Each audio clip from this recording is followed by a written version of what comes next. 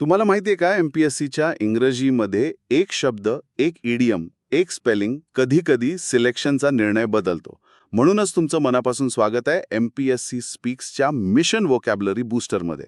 ही आहे 50 दिवसांची खास व्होकॅब्युलरी सिरीज, ज्यात आपण 3,500 पेक्षा जास्त परीक्षेसाठी महत्त्वाचे शब्द सोप्या, अचूक आणि लक्षात राहतील अशा पद्धतीने शिकणार आहोत.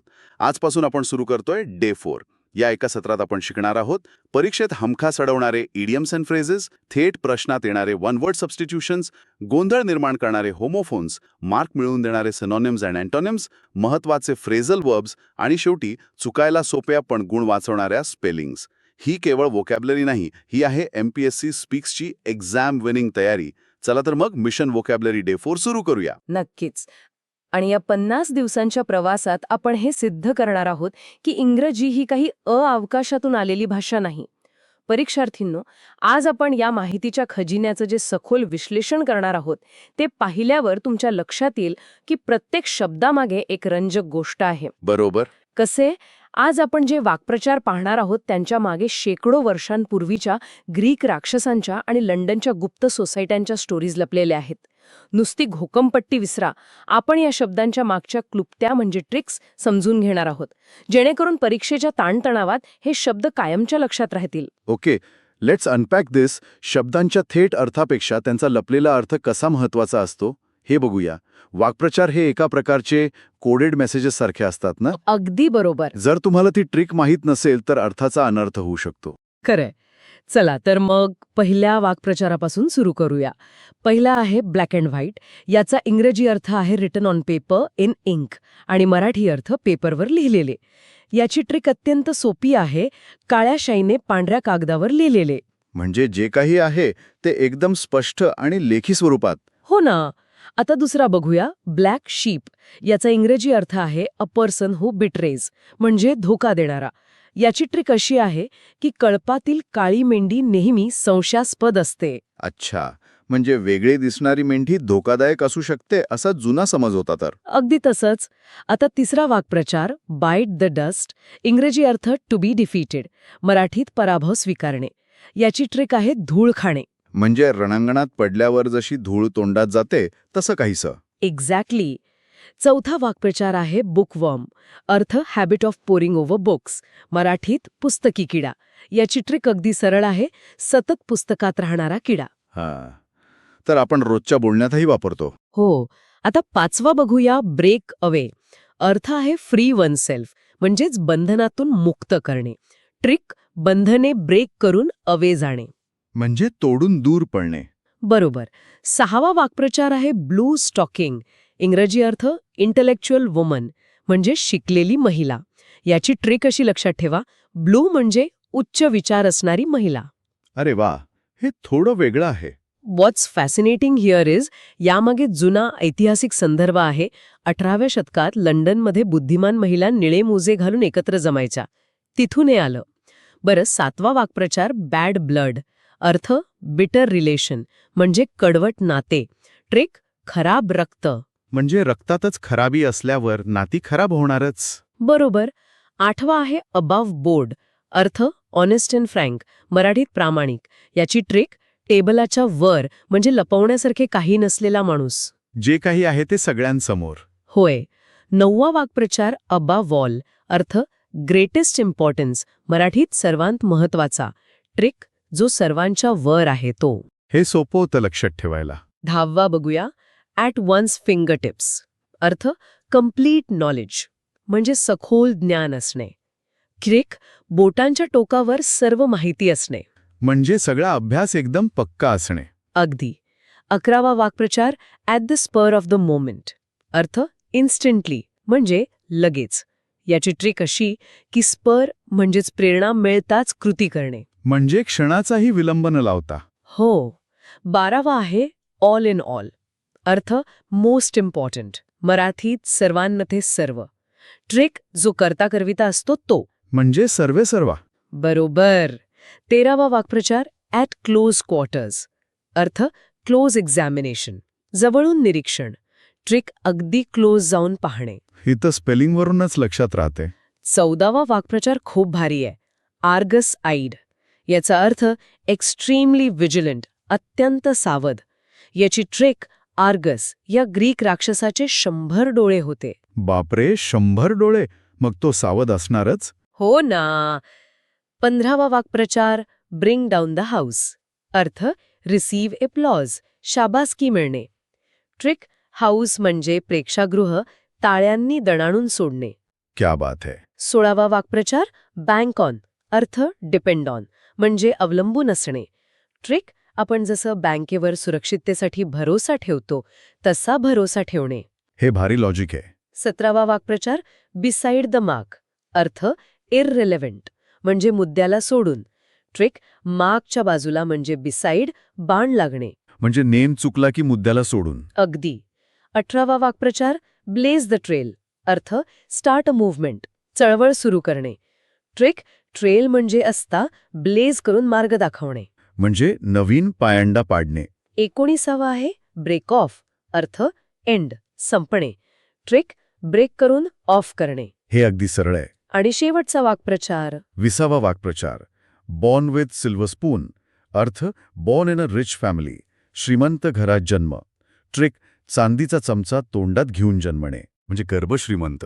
Here's where it gets really interesting. आपण आता वन वर्ड सबस्टिट्यूशन्स बघणार आहोत. हो, हे खूप महत्वाचे आहेत. हे एका झिप फाईल सारखं आहे. लांबचक वाक्यांच्या ऐवजी एकच शब्द अख्ख्या वाक्याचं वजन पेलतो. नक्कीच. बघूया पहिला शब्द honorary. Earth one who holds post without salary. मराठीत मानद. याची ट्रिक इथे ऑनर मिळतो पण सॅलरी नाही. म्हणजे पैशाशिवाय फक्त सन्मानासाठी काम करणारा. बरोबर. दुसरा शब्द आयकोनोक्लास्ट. अर्थ breaker of images or traditions, जुन्या रूढी मोडणारा. ट्रिक आयकॉन अधिक क्लास्ट म्हणजे तोडणारा. जे लोक जुन्या परंपरा मानत नाहीत त्यांच्यासाठी हा शब्द. हो. तिसरा शब्द आहे इमिग्रंट. अर्थ कम्स टू अ कंट्री, स्थलांतरित. ट्रिक इमिग्रंट मधला आय फॉर इन. म्हणजे जो देशाच्या आत येतो तो इमिग्रेंट. अगदी.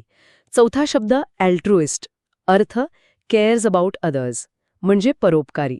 ट्रिक ऑल अधिक ट्रू. जो सर्वांशी चांगला आणि खरा वागतो तो अल्ट्रुइस्ट. पाचवा शब्द बघूया ऑस्टलर. अर्थ लुक आफ्टर हॉर्सेस, घोड्यांची देखभाल करणारा. ट्रिक हॉर्स आणि ऑस्टलरचा उच्चार मिळता जुळता आहे. अरे चा, हे तर खूपच सोपं झालं लक्षात ठेवायला. सहावा शब्द आहे ॲम्नेस्टी. अर्थ जनरल पार्डन, राज्यक्षमा. ट्रिक ॲम्नेशिया, आजाराप्रमाणे गुन्हे विसरून क्षमा करणे. म्हणजे जुनं सगळं विसरून माफ करणं. होय. सातवा शब्द हर्बिवोरस. अर्थ लिव्ज ऑन प्लांट्स, शाकाहारी. ट्रिक हर्ब म्हणजे वनस्पती. हे तर विज्ञानातही आपण वाचतो. आठवा शब्द थोडा मजेशीर आहे हेनपेक्ट. अर्थ हजबंड रूल्ड बाय वाईफ, बायकोच्या हातातील बाहुले. ट्रिक हेनच्या टोचा खाणारा. बिचारा नवरा. हे लक्षात ठेवायला मजा येईल विद्यार्थ्यांना. नववा शब्द हायब्रो. अर्थ सुपिरियर, स्वतःला श्रेष्ठ समजणारा. ट्रिक हाय ब्राव म्हणजे भुवया उंचावून तुच्छतेने पाहणारा. आणि ह्या सेक्शनचा शेवटचा शब्द कोणता? 10वा शब्द आहे इम्पोस्टर. अर्थ pretends to be somebody else, भोंदू किंवा तोतया. ट्रिक खोटा पोस्टर लावून स्वतःची ओळख लपवणारा. एका शब्दाचा प्रभावी वापर आपण पाहिला, पण जेव्हा दोन शब्द हुबेहूब एकाच आवाजाचे असतात तेव्हा परीक्षेच्या दबावाखाली होणारा गोंधळ कसा टाळायचा? हा खूप महत्वाचा प्रश्न आहे. यासाठी आता आपण गोंधळ निर्माण करणारे होमोफोन्स पाहणार आहोत. परीक्षार्थींनो, इथे शब्दांचे उच्चार आम्ही अत्यंत संथपणे करणार आहोत, त्यामुळे नीट लक्ष द्या. पहिली जोडी आहे ऑपोजिट आणि ॲपोजिट. यातला ऑपोजिटचा अर्थ आहे कॉन्ट्रेरी म्हणजेच विरुद्ध. आणि याची ट्रिक आहे ओ म्हणजे ऑपोज. आणि जो दुसरा शब्द आहे ॲपोजिट, याचा अर्थ आहे सुटेबल म्हणजेच योग्य किंवा चपखल. याची ट्रिक आहे ए म्हणजे अप्रोप्रिएट. आता दुसरी जोडी ऐकूया. दुसरी जोडी आहे ॲक्सेस आणि ॲक्सेस. ॲक्सेसचा अर्थ आहे अप्रोच म्हणजेच प्रवेश. याची ट्रिक आहे ए म्हणजे ॲडमिट. आणि दुसरा शब्द एक्सेस, याचा अर्थ आहे मोर दॅन डिझायर्ड म्हणजेच जास्त प्रमाण. याची ट्रिक आहे एक्स म्हणजे एक्स्ट्रा. आता तिसरी आणि शेवटची जोडी. तिसरी जोडी आहे ग्रेसफुल आणि ग्रेशियस. ग्रेसफुलचा अर्थ आहे ब्युटिफुल म्हणजेच आकर्षक. याची ट्रिक आहे ग्रेस म्हणजे डौल. आणि ग्रेशियसचा अर्थ आहे काइंड किंवा मर्सीफुल म्हणजेच आनंददायक किंवा दयाळू. याची ट्रिक आहे ग्रेशियस म्हणजे दया करणारा. So what does this all mean? जेव्हा परीक्षेत 4 पर्याय असतात तेव्हा केवळ अर्थ माहीत असणे पुरेसे नसते, तर त्या शब्दाचे मित्र म्हणजे सिनोनिम्स आणि शत्रू म्हणजे अँटोनिम्स ओळखता आले पाहिजेत. अगदी बरोबर. म्हणूनच आपण आता मार्क मिळवून देणारे सिनोनिम्स आणि अँटोनिम्स बघणार आहोत. पहिला शब्द आहे अवर्जन. याचा अर्थ काय? अवर्जनचा मराठी अर्थ आहे तिरस्कार. याचे सिनोनिम्स आहेत डिसलाईक, हेट्रेड, इनडिफरंट, ॲपथी. आणि अँटोनिम्स आहेत अफेक्शन, फॉन्डनेस, फ्रेंडलीनेस. याची ट्रिक काय असू शकते? ट्रिक ए अधिक वर्जन. जुना वर्जन आवडत नाही म्हणून आपण त्याचा तिरस्कार करतो. भारी. आता दुसरा शब्द. दुसरा शब्द आहे इन्सुलंट. मराठी अर्थ असभ्य किंवा उद्धट. याचे सिनॉनिम्स आहेत रूड, डिसरिस्पेक्टफुल, अब्युझिव्ह, ॲरोगंट. आणि अँटोनिम्स आहेत हंबल, सबमिसिव्ह, मॅनरली, कोर्टियस. आणि ट्रिक? ट्रिक जो नेहमी इन्सल्ट करतो तो इन्सुलंट. परफेक्ट. तिसरा शब्द कोणता आहे? तिसरा शब्द आहे ॲडमेंट. मराठी अर्थ हट्टी. याचे सिनॉनिम्स आहेत स्टबर्न, ऑब्ड्युरेट, इनफ्लेक्सिबल. आणि अँटोनिम्स आहेत फ्लेक्सिबल, सॉफ्ट, टेंडर. अडामँट. याची ट्रिक मला वाटते अडून बसलेला माणूस अशी असेल. अगदी बरोबर. अडा म्हणजे अडून बसलेला आणि मॅन हट्टी माणूस. चौथा शब्द आहे अँटिक. मराठी अर्थ जुना किंवा प्राचीन. सिनॉनिम्स आहेत एन्शंट, ओल्ड फॅशन्ड. आणि अँटोनिम्स आहेत modern, recent, contemporary. Antique piece नेहमी जुना आणि दुर्मिळ असतो, हीच याची ट्रिक ना? होय. आणि पाचवा शब्द आहे टर्ब्युलंट.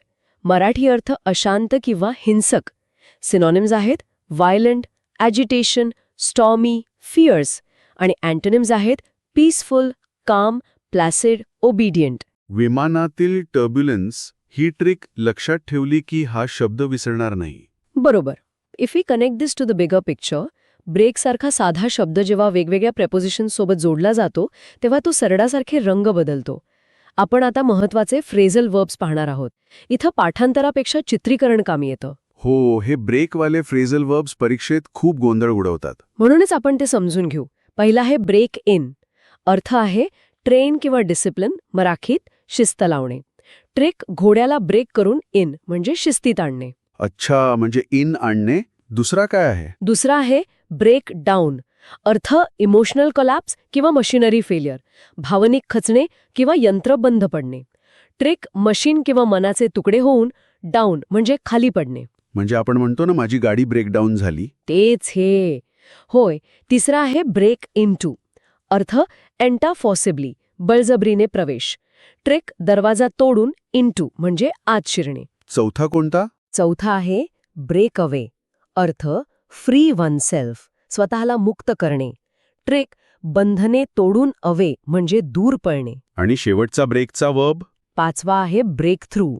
अर्थ मेजर अचीव्हमेंट, मोठे यश मिळणे. ट्रिक भिंत तोडून थ्रू म्हणजे पलीकडे जाणे. म्हणजे अडचणीच्या पलीकडे जाऊन यश मिळवणे. अर्थ आणि वाक्प्रचार सगळं समजलं, पण जर एका अक्षराने घात केला तर? हा, पुढचा विभाग म्हणजे the final boss of exams. हो ना. स्पेलिंगमध्ये छोट्या चुका खूप महागात पडतात. म्हणूनच आपण आता स्पेलिंग चेकलिस्ट पाहणार आहोत. हे एका स्पेलिंग ड्रिलसारखं असेल. विद्यार्थी मित्रांनो, नीट लक्ष द्या. मी प्रत्येक शब्द अत्यंत संथपणे सांगेन. हो, हे गुण वाचवणाऱ्या स्पेलिंग्ज आहेत. पहिला शब्द आहे ॲब्स्ट्रूस. मी स्पेलिंग सांगते. ABSTRUSE. उच्चार ॲब्स्ट्रूस. मराठी अर्थ समजायला कठीण. याची ट्रिक आहे ॲब अधिक ट्रूस म्हणजे जे ट्रू आहे ते समजायला कठीण. दुसरा शब्द आहे ॲक्सेलरेशन. Spelling ACCELERATION. उच्चार ॲक्सेलरेशन. मराठी अर्थ वेगवाढ. परीक्षार्थींनो, इथे ट्रिक लक्षात ठेवा. डबल C आणि सिंगल L असतो. तिसरा शब्द ॲक्सेप्टन्स. Spelling ACCEPTANCE. उच्चार ॲक्सेप्टन्स. मराठी अर्थ स्वीकृती. ट्रिक ॲक अधिक एप्ट अधिक आन्स. इथे ई नंतर ए येतो हे विसरू नका. चौथा शब्द अक्लेम. Spelling ACCLAIM. उच्चार अक्लेम. मराठी अर्थ प्रशंसा करणे. याची ट्रिक सरळ आहे. डबल सी अधिक क्लेम. 5वा शब्द अकम्प्लिश. Spelling ACCOMPLICE. उच्चार अकम्प्लिस. मराठी अर्थ गुन्ह्यातील साथीदार. ट्रिक डबल सी अधिक प्लीज म्हणजेच पोलीसपासून पळणारा. 6वा शब्द अक्रेडिटेड. Spelling ACCREDITED.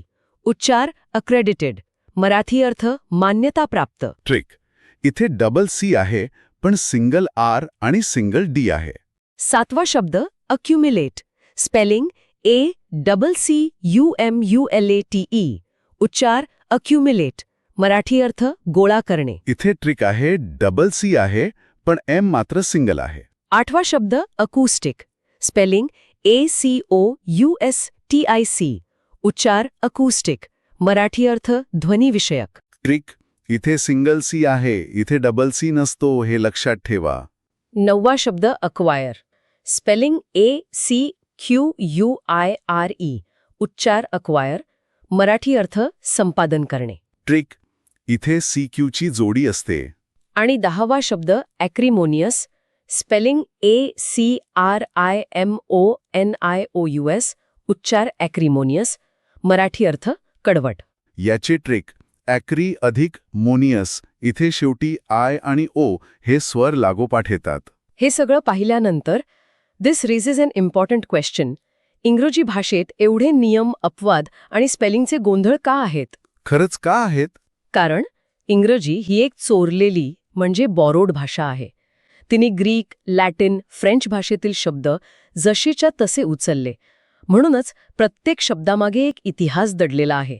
हे शोधायला सुरुवात केलीत की इंग्रजीचा अभ्यास कंटाळवाणा वाटणार नाही. हे खूपच भारी आहे.